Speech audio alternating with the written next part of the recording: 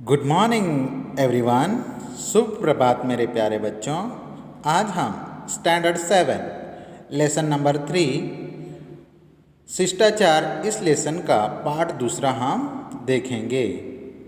तत्पश्चात हम पार्ट 1 में हमने जो देखा था उस पर थोड़ी सी हम झांकी डाल लेते हैं। विनय और उसकी माँ दो बच्चों को झगड़ते हुए देख रही थी और एक भला मानस उनको समझाने की कोशिश कर रहा था, परंतु वो दोनों लड़के भी क्या कर रहे थे, उसी को ही अपशब्द बोलकर उसको भगाने में लगे हुए थे। तो यह सारा चित्र विनय और उसकी माँ देख रहे थे। विनय उसकी मम्मी से सवालों की झड़ी लगाते हुए वो कहता है कि मम्मी देखो बच्चे कैसे झगड़ रहे हैं। तब विनय की मम्मी विनय से समझाते हुए कहती है कि बेटा आपस में तो बड़ों के साथ बात तथा व्यवहार करने में सदैव हमें अच्छी जागरूकता रहनी चाहिए। हमें अपने मुंह से ऐसे अपशब्द नहीं बोलना चाहिए जिससे बड़ों का अपमान हो। ऐसा शब्द हमें कभी भी बोलना नहीं चाहिए। तब विनय तरह तरह के सवाल पूछते हुए मम्मी से, विनय की माता से यह सारी बातें विनय क्या करता है, पूछता है। तब विनय की मम्मी कहती है विनय से कि बेटा हमारे जाति ने, हमारे मानव सभ्यता ने ऐसे कुछ नियम बनाए हुए हैं। यदि हमें उस नियम के अनुसार चले तो हम कभी अशिष्ट नहीं कहलाएंगे, हम बुरे इंसान नहीं कहलाएंगे। हमसे यदि कोई उम्र में छोटा है तो उसे तुम कहकर बुलाना चाहिए, और हमसे यदि उम्र में कोई बड़ा है तो उसे आप कहकर उसे बुलाना चाहिए। उससे क्या होता है कि सामने वाले इंसान का अपमान भी नहीं होता है और उसके प्रति अर्थात अपने प्रति उनके दिल में जगह बन जाती है। ऐसे तरह तरह के सवाल विनय पूछता है और सही ढंग से उसकी मम्मी क्या करती है, विनय से हर एक बात को समझाते हुए बताती है कि जीवन में हमें यदि बड़ा बनना है तो हमें क्या नहीं करना चाहिए, अच्छे गुणों का हमें स्वीकार करना चाहिए। तब विनय कहता है कि माँ कल जो चाचा के मित्र आए थे उन्होंने चाचा को क्या किया, चाचा ने उन्हें क्या किया था, अपमानित जैसे किया था। तो विनय की मम्मी विनय से कहती है कि कभी कभी बड़े बुजुर्ग पढ़े लिखे समझदार लोग क्या करते हैं, अपनी आत्म प्रशंसा में दूसरों को नीचा दिखाने का काम करते हैं। और कोई व्यक्ति यदि उसकी आत्म प्रशंसा के साथ साथ उसका सम्मान करे तो हमें कभी भी ऐसे शब्दों का प्रयोग नहीं करना चाहिए जिससे उस व्यक्ति को अपमान की झलक झेलनी पड़े। ऐसा व्यवहार हमें कभी भी नहीं करना चाहिए। तब विनय मम्मी से कहता है कि माँ चाचा जी तो इतने बड़े हैं, उन्होंने किसी से यह सारी बातें सीखी नहीं।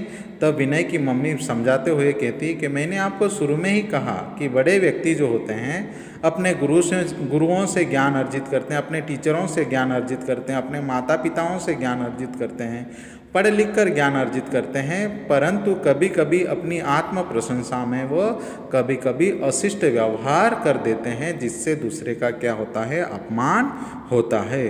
तब विनय की मम्मी विनय से समझाते हुए कहती है कि आपको यदि अच्छा इंसान बनना है तो कभी भी अपने मुंह से, कभी भी अपनी आत्म प्रशंसा में कभी भी आप अशिष्ट व्यवहार नहीं करोगे। तब विनय उसकी मम्मी से कहता है कि मम्मी मैं कभी भी ऐसा व्यवहार नहीं करूँगा जो मेरे कारण गलत शब्दों का उपयोग हो और मैं अशिष्ट कहलाऊँ, ऐसा कभी होगा नहीं। आगे हम पार्ट 2 में देखेंगे कि विनय की मम्मी विनय से और समझाते हुए क्या कहती है।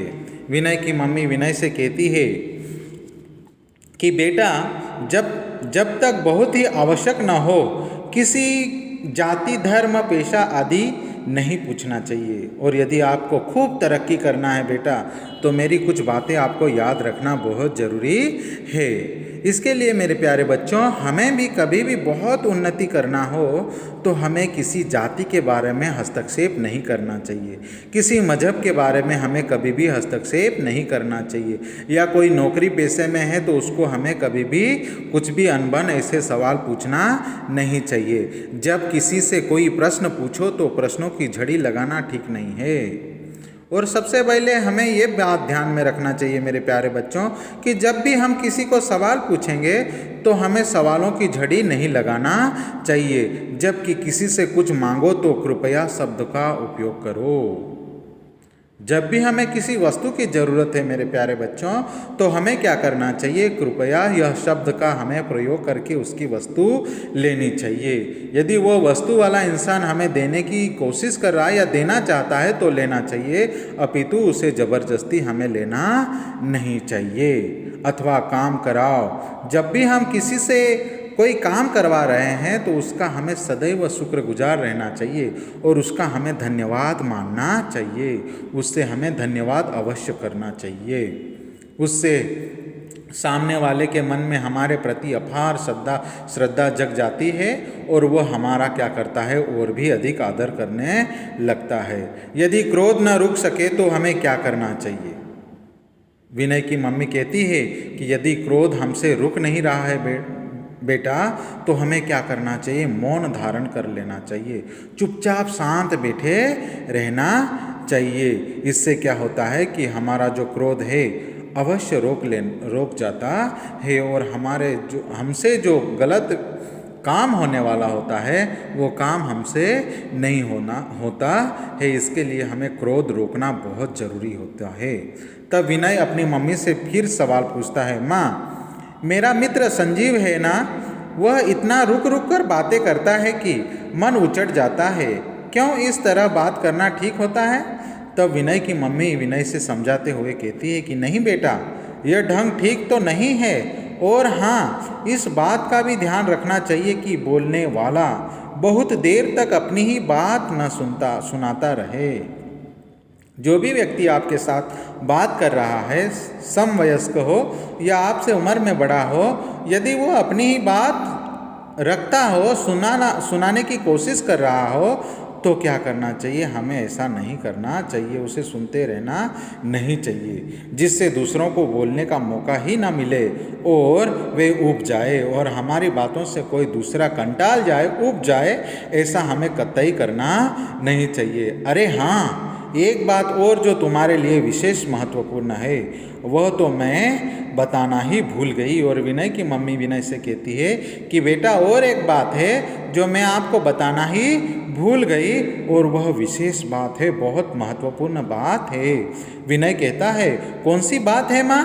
विनय की मम्मी कहती है बेटा गुरु का आदर करना चाहिए और जो हमारे अध्यापक होते हैं, शिक्षक वर्ग होते हैं, हमारी टीचर होती है जो हमें ज्ञान देती है, हमें शिक्षित बनाती है, उनका हमें क्या करना चाहिए, आदर करना चाहिए। कभी भी उनको नीचा दिखाना नहीं चाहिए। उनकी प्रत्येक बात एकाग्र होकर ध्यान से सुननी चाहिए। उनकी प्रत्येक बात एकाग्र होकर ध्यान से हमें सुननी चाहिए और अपने व्यवहार में ग्रहण करनी चाहिए।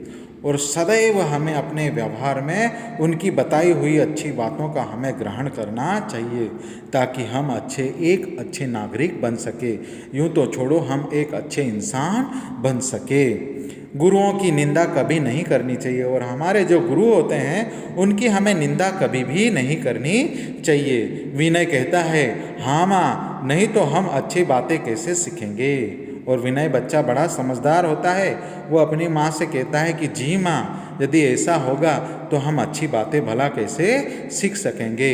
विनय की मम्मी फिर से कहती है एक बात और बेटा, कभी भी किसी की कैसी भी वस्तु हो उसकी अनुमति के बिना कभी न लो। और यदि किसी दूसरे व्यक्ति की वस्तु हमें अच्छी लग रही है और उससे हमें कुछ काम करना है और उसकी वस्तु कितनी भी अच्छी हो, परंतु उसके अनुमति के बगैर हमें कभी लेना नहीं चाहिए। विनय कहता है जी माँ।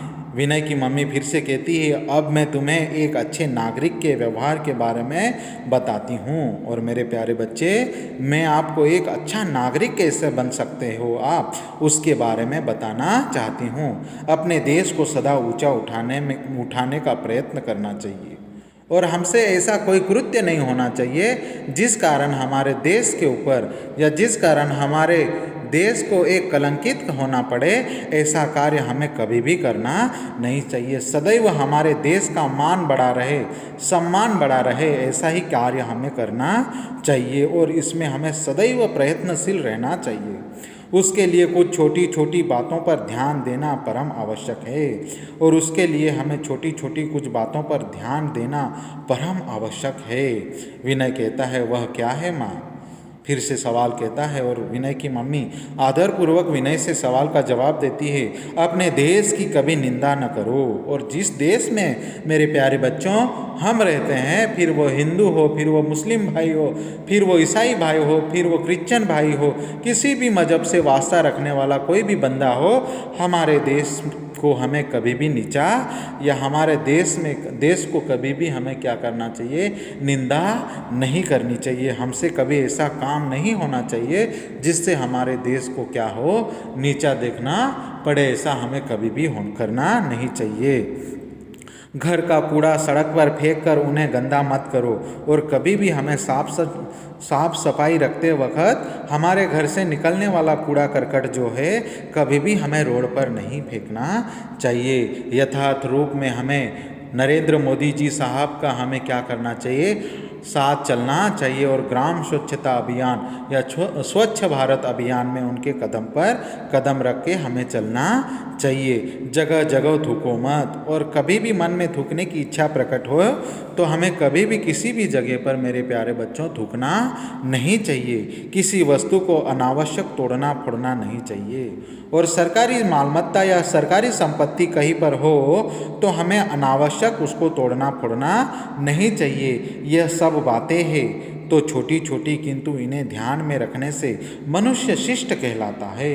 मेरे प्यारे बच्चे विनय, आपको यह सारी बातें छोटी छोटी तो लग रही है, परंतु हमें कभी भी यह बातों को छोटा समझकर हमें कभी भी इनके तरफ हमें निगलेक्ट नहीं करना चाहिए, बल्कि हमें ध्यान देकर उन चीज़ों को हमें क्या करना चाहिए? देखभाल करना चाहिए। और यही बातें क्या कराती है? मनुष्य को शिष्ट कहलाती है, अच्छा इंसान कहलाती है। ऐसा व्यक्ति स्वयं भी सुखी रहता है तथा औरों को भी सुख पहुंचाता है। और जो इंसान, जो बच्चा, जो मनुष्य अपने मन में सदैव अच्छे आचरण का व्यवहार लाता है, वैसा इंसान सदैव सुखी रहता है और उसके कारण दूसरे भी सदैव सुख का अनुभव करते हैं। इसके लिए मेरे प्यारे बच्चों हमें कभी भी ऐसा करना नहीं चाहिए। अंत में विनय कहता है, माँ मैं प्रतिज्ञा लेता हूँ, विनय प्रतिज्ञा लेता है, सौगंध लेता है कि आपकी बताई सब बातों को सदा सद्व्यवहार में मैं लाने का प्रयत्न करूँगा। मैं सदा सर्वदा मम्मी आपकी जो बातें बताई हुई है उन सारी बातों को मैं क्या करूँगा? सद्व्यवहार में लाने का प्रयास करूँगा। और मुझे कोई अशिष्ट कहे, मुझे कोई बुरा कहे, ऐसा व्यवहार मैं अपने जीवन में मम्मी कभी भी नहीं लाऊँगा। धन्यवाद मेरे प्यारे बच्चों। यहाँ पर हमारा पार्ट 2 समाप्त होता है। इसके क्वेश्चन आंसर्स हम अगले समय में एक एक करके आपको बताने की कोशिश करेंगे। तत्पश्चात आपको इस लेसन को अच्छी तरह से पढ़ना है और क्वेश्चन आंसर्स अपने आप आपको सॉल्व करने की कोशिश करना है। धन्यवाद।